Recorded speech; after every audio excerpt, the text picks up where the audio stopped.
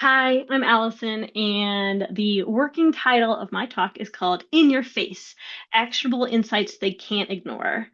So in my talk, what I'd like to share with people is my background as a strength and conditioning coach turned product designer turned UX researcher, and how this entire journey has helped me be the Sage Sure UX researcher on the reops team for the past year and a half.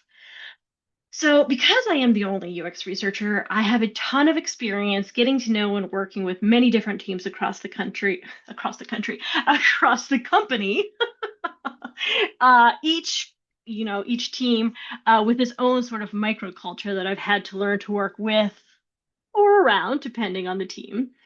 The diversity of the team allows me to understand what really needs to happen to get the entire team aligned on research findings and to stick to them once a study is over, especially for those teams who forget what we learned and tend to go with opinions. Um, so, based on my experience in this position, I've created a documentation method that I've never seen anybody else do before. I've started annotating designs in Figma with our research findings, our agreed upon next steps, and then links to our recordings of sessions as proof. So that way, at any time, anyone on the team can go back to this documentation in Figma and be like, oh, okay, I see that we saw that. Here's that finding. Here's what we said we were going to do. And here are a couple, links to, a highlight reel or a quote or whatever in our research recording repository. So they can have it right there and everybody can stay aligned.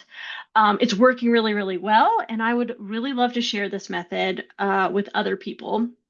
And I'd also really like to encourage others to create and explore documentation methods that work better for them and their team, rather than staying stuck or just feeling stuck with these more traditional research documentation methods. So that's what I hope to share in the talk. I really thank you so much for your time and your consideration. And regardless, I will see you at Learners in May.